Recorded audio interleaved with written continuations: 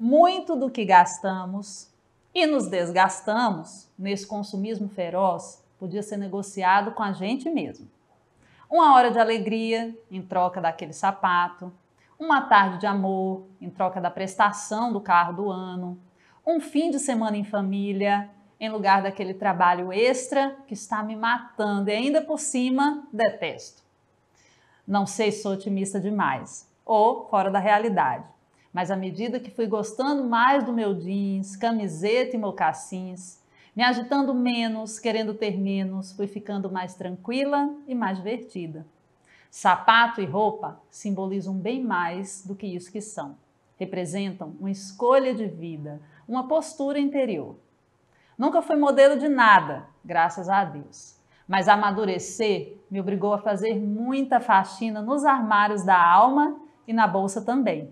Resistir certas tentações é burrice, mas fugir de outras pode ser crescimento e muito mais alegria. Texto Prioridades, Lia Luft.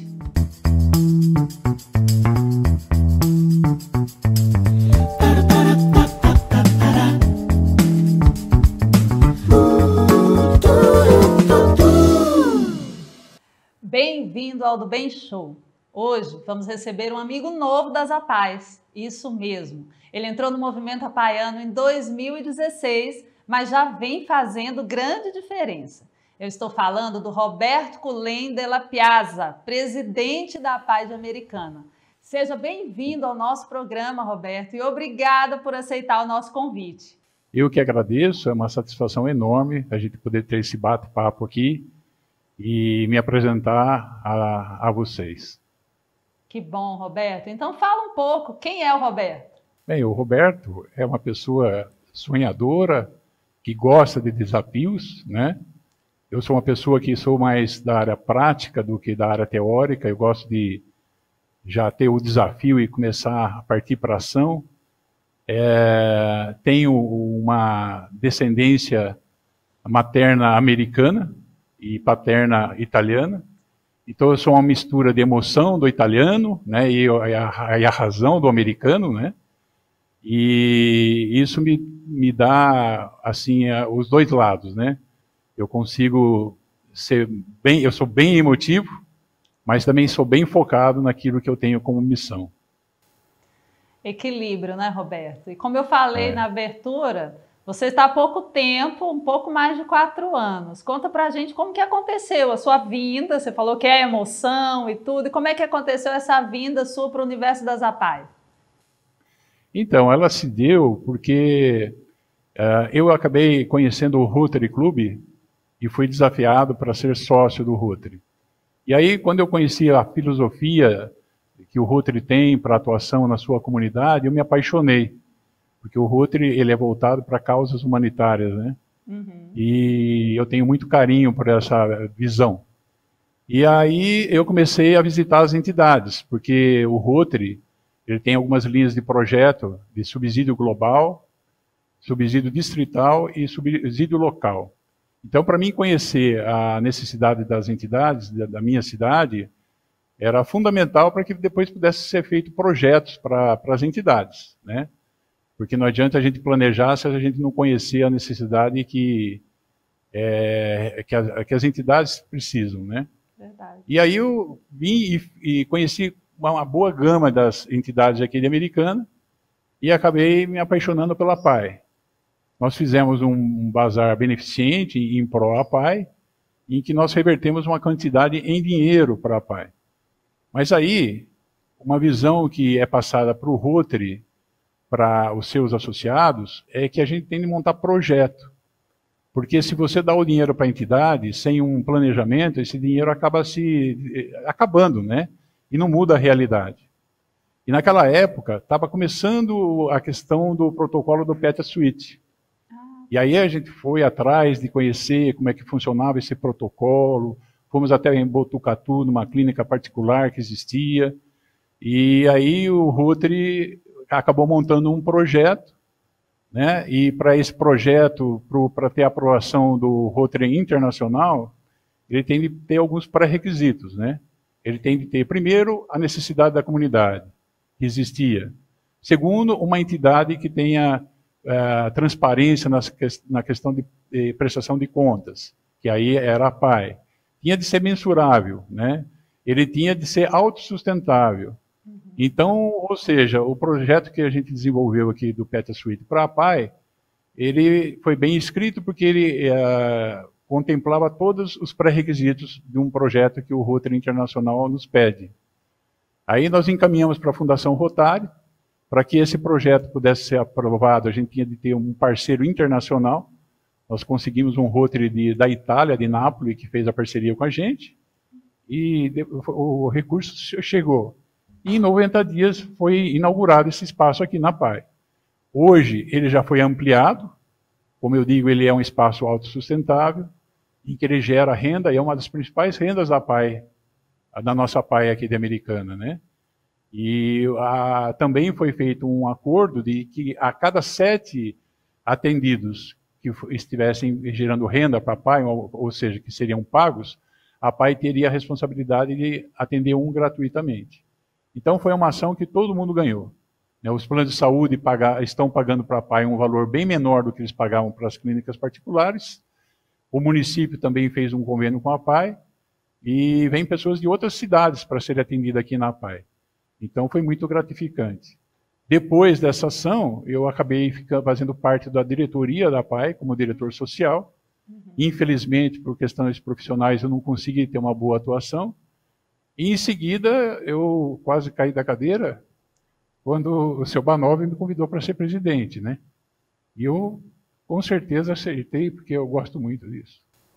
Que bom, Roberto. Na verdade, você está numa PAI que é referência, tem uma equipe profissional de muita qualidade e faz a diferença na vida de tantas pessoas com deficiência. E nesse sentido, eu quero que você fale para nós um pouco desse período que você está no universo apaiano. Qual o seu maior aprendizado? O impacto que eu sofri aqui é com os usuários, né? Eu vi que você pode ser feliz independente das circunstâncias. Nós temos filtro em tudo aquilo que a gente faz na nossa vida, porque a gente precisa de aprovação da sociedade, da empresa onde a gente está, do meio social em que a gente vive. E os usuários aqui da PAI, eles não têm esse compromisso de manter um padrão de aceitação. E aí eu vi que eles são muito mais felizes do que a gente. Eles não têm compromisso, não precisam ter máscara, eles podem ser eles mesmos, né? Apesar deles terem, às vezes, uma aparência, um comportamento não tão normal dentro do nosso conceito, mas a alegria deles é cativante, né? Quando você chega perto deles, você nota que eles são realmente felizes, apesar da situação em que eles se encontram, né? É a quebra de padrões, na verdade, não é? Exatamente. Roberto, nós estamos no mês de setembro, o mês da principal campanha de inclusão social da pessoa com deficiência, o Setembro Verde. Na sua opinião, o que falta para uma real inclusão das pessoas com deficiência? Eu vejo 2 pontos, né? O primeiro é o preconceito que as pessoas têm ainda. Muitas pessoas olham o deficiente como sendo pessoas, às vezes, dignas de dó. E, na verdade, eles não são. Eles são pessoas especiais, mas que têm muita competência e habilidade que a gente desconhece. E a força de vontade que eles têm. Então, eu acho que essa ignorância do pessoal em termos de preconceito é uma barreira que tem de ser vencida. Nós temos aí o projeto de inclusão no mercado de trabalho, que ainda muitas empresas, ao meu ver, incluem só para cumprir a lei, mas que não existe a consciência ainda do benefício que eles estariam fazendo para a comunidade, né? Então, eu acho que o trabalho que a gente tem de estar desenvolvendo é da conscientização, né, da perda do preconceito e mostrar a competência que eles têm, que eles são pessoas realmente que, volto a dizer, têm um comportamento às vezes diferente do nosso, mas eles têm talento, muito talento. Tem razão, Roberto. Nós temos muitas barreiras ainda a serem quebradas. E a conversa está boa e ainda não acabou. Voltamos já já, não sai daí.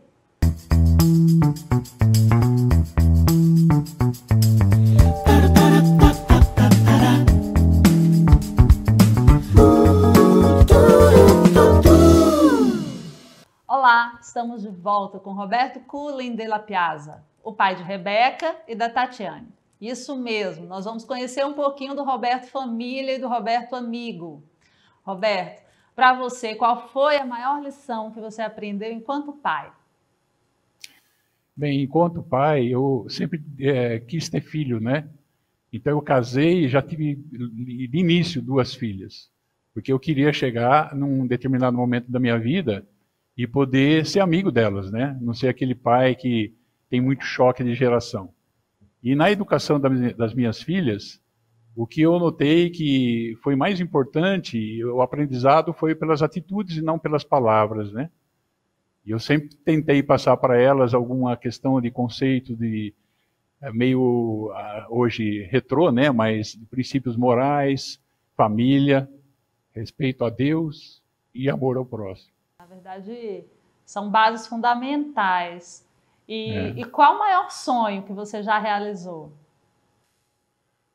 Meu maior sonho que eu já realizei, puxa, são vários que eu já realizei, mas principalmente ver que as minhas filhas hoje estão criadas, eu tenho 4 netos, e o sonho que eu tinha para a minha vida, eu possuo um sítio aqui na região, né? E eu preparei aquele sítio para a gente viver em família ali dentro. E hoje eu tenho minhas 2 filhas que moram lá, e a gente tem uma grande comunhão. E a gente, todo final de semana a gente está junto, e qualquer tempo que eu tenho, eu estou junto com eles lá, e a gente tem um momento de comunhão em família. Isso para mim é o meu maior sonho. Isso é fundamental. A gente saber que a família está bem, que as coisas estão caminhando bem. E falando em sonho, Roberto, fala um grande sonho que você ainda pretende realizar. Um sonho que eu ainda vou realizar é fazer uma viagem para Israel. Eu tinha 2 sonhos que são únicos, né? Legal. A viagem para Disney, que faz parte da minha infância, esse eu já realizei. E para Israel, que é conhecer todo aquele local por onde Jesus passou. Que bacana, compartilhando um pouco da fé também, não é? Princípio aí que nos mantém de pé, nos mantém fortes. Falando em família, você falou um pouco das suas filhas, da sua alegria de acompanhar o crescimento dos seus netos. Fala um pouco também sobre a sua relação com a Audrey. Então, a Audrey é uma tremenda de uma parceira. A gente tem atuado bastante aqui na PAI. Nós estamos fazendo uma reforma do bazar, um auxílio do Rotary, né? E ela está encabeçando aí a triagem das roupas. Ela é uma pessoa extremamente alegre, comunicativa, e que tem sido muito importante a atuação dela aqui na PAI nesse momento que a gente está vivendo. A gente gosta de viajar, a gente viaja bastante, né? Gostamos de sair para conversar com amigos também. Enfim, é uma parceria que está dando certo, a gente tem vivido momentos alegres junto, né? E também nesse momento de estar aqui dentro da PAI é de fundamental importância que ela me apoie, né? Porque aqui são muitos desafios que a gente tem de ser enfrentado, e se a gente tem o apoio da pessoa que a gente vive, fica mais fácil, não é? Você tem razão, é uma relação de parceria, na verdade. Os desafios são diferentes, não é? Para a organização social, você vem para uma outra realidade e a parceria que está com você tem um outro olhar e acrescenta, não é verdade? Ela é extremamente crítica e prática, né? E eu, como eu já disse no começo que eu sou sonhador, eu vou tentando emendar um assunto no outro e tal, e ela acaba pondo meu pé no chão, né? E me traz para a realidade, né? É importante, é o equilíbrio, né? Vai um pouquinho, volta e no final as coisas ficam bem. E você, está gostando do nosso bate-papo com o Roberto? Então fica aí que nós voltamos já já.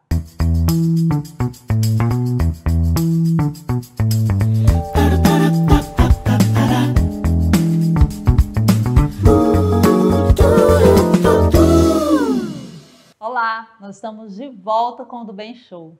Essa semana, o nosso convidado é o Roberto, presidente da PAI de Americana e administrador de uma empresa na cidade de Rio Claro.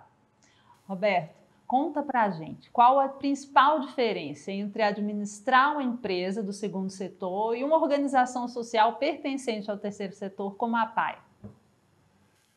O desafio do terceiro setor é grande, não é?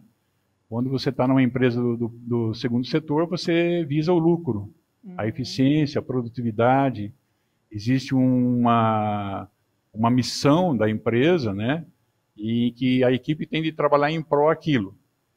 O terceiro setor também tem a missão. Só que o quadro é bem diferente, porque quando você está no segundo setor, as pessoas são pagas por aquilo, você visa o lucro, você pode fazer a rotatividade de profissionais, tem de se cumprir meta, e você tem mais dinheiro envolvido na gestão. Então fica mais fácil para você capacitar, fica mais fácil para você mudar linhas de produção e assim por diante. No terceiro setor, a dificuldade é a falta de recursos, né? E eu vejo que quando você entra no segundo setor, no terceiro setor, ainda existe um conceito meio errado, que eu acho que já não cabe mais nos dias de hoje, que é a questão de que a gente precisa estar fazendo uma obra de caridade, né?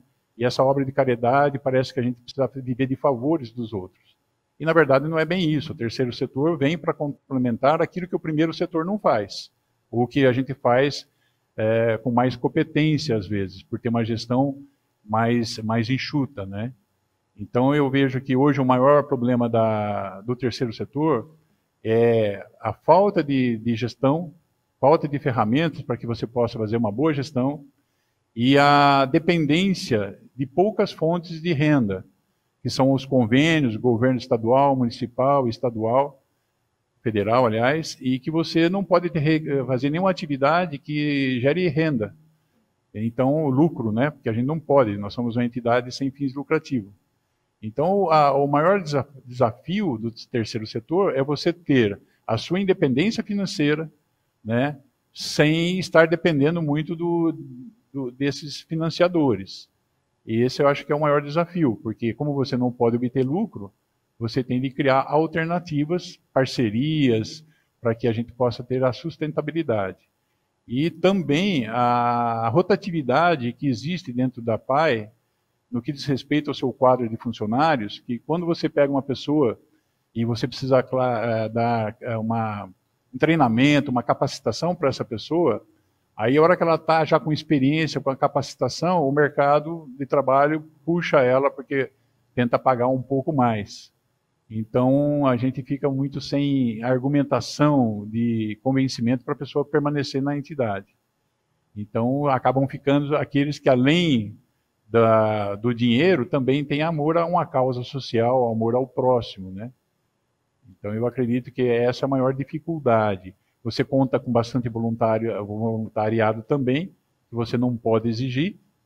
E então esse é o paradigma que eu acho que a gente tem de quebrar para que a gente possa mudar o modelo aqui existente, né? Aqui na APAE Americana, a gente acho que não é diferente das demais. Hoje nós estamos passando por um momento econômico muito complicado em Americana, porque se não bastasse todo esse momento que o país como um todo está passando, nós temos um problema seríssimo no município, né, que desde lá do tempo do Collor, quando ele fez a abertura de mercado, muitas empresas saíram de Americana. Então aqui Americana, que era uma cidade riquíssima, hoje praticamente é uma cidade dormitório. Depois tivemos um governo municipal que causou muitos problemas aqui na economia do município. Então a gente hoje está enfrentando realmente o maior desafio nosso é o financeiro. Na verdade é um desafio das organizações do terceiro setor como um todo.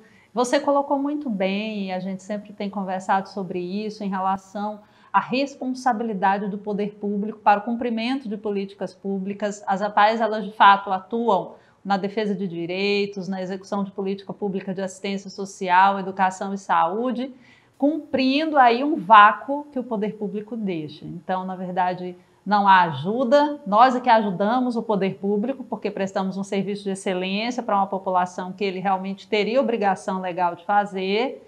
E no dia a dia, muitas vezes não fosse o trabalho das APAEs, várias pessoas com deficiência que atendemos não teriam acesso a esses serviços aí tão essenciais. E para isso, claro, para a gente realizar tudo isso, faz necessário uma gestão muito cuidadosa, uma gestão muito profissional, e por isso que esses pontos que você colocou, eles são necessários.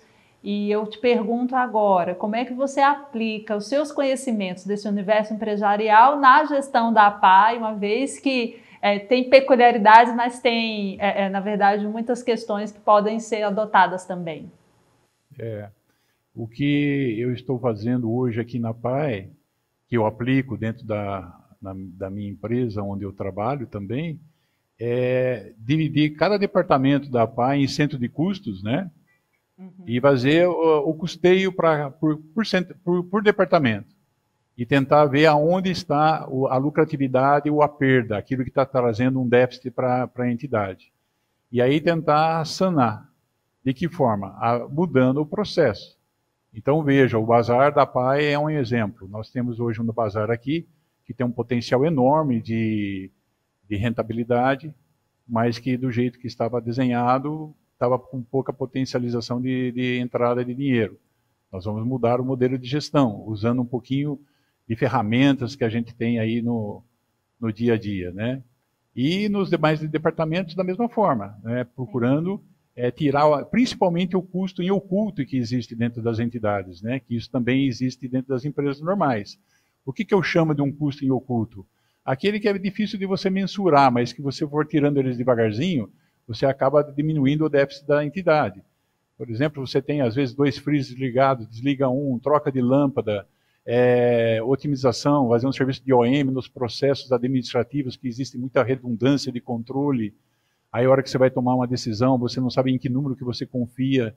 Então, trazer uma gestão mais empresarial mesmo, né? Com dados confiáveis, com um sistema de gestão para tomada de decisão. Treinamento da equipe, conscientização da equipe e principalmente uma coisa que eu acho que é muito importante, mais do que nunca, é a estabilidade emocional da equipe. Se você tem uma equipe focada, mas que não tem estabilidade emocional e não sabe trabalhar em equipe, em grupo, você vai ficar com bastante problema para ter uma administração. Então, graças a Deus, aqui na APAE Americana, nós temos uma equipe extremamente competente, como você mesmo falou, né? E a gente está procurando ter essa estabilidade emocional da equipe para que a gente não perca o foco dos nossos projetos. E principalmente também a gente ter um planejamento, né? Com fases de execução e constantemente estar medindo se a gente está atingindo ou não os nossos objetivos. Ver aquilo que foi traçado como erro e tentar acertar no meio do caminho, mas ter um plano de trabalho, um plano estratégico, porque sem ele você não chega em lugar nenhum, porque se você não tem um objetivo, uma meta, você não tem como mensurar se você está chegando lá ou não.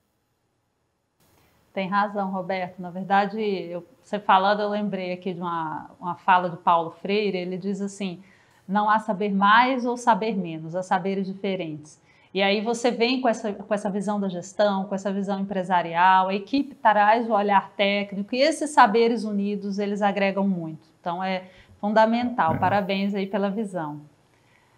Roberto, antes de encerrar o programa de hoje, eu vou fazer uma brincadeira com você que eu faço sempre com os nossos convidados. Eu falo uma palavra e você me responde apenas com a palavra, combinado? Combinado. Então vamos lá. APAE. Desafio. Comida. Alcachofra. Filhos. Realização. Brasil. Amor. Coronavírus. Solidariedade. Vacina. Conscientização. Felicidade. Felicidade, a vida. Roberto, meu muito obrigada. Estar com pessoas como você, pessoas do bem, nos faz acreditar em um futuro melhor, acreditar que realmente a gente pode fazer mais e que somos a maioria. Então eu quero te agradecer por dividir conosco um pouco da sua história e eu espero que em breve a gente possa se encontrar pessoalmente, na APAE, em outros espaços, quando tudo isso passar. Foi uma alegria conversar contigo, viu? Eu também te agradeço, foi um prazer enorme. E com certeza não vai faltar oportunidade para a gente se encontrar. Que bom. E o Do Bem Show termina aqui. Espero que vocês tenham gostado. E não deixem de visitar o site da FEAPaz SP, as mídias sociais e ficar por dentro de todas as defesas feitas em prol das pessoas com deficiência. Até semana que vem!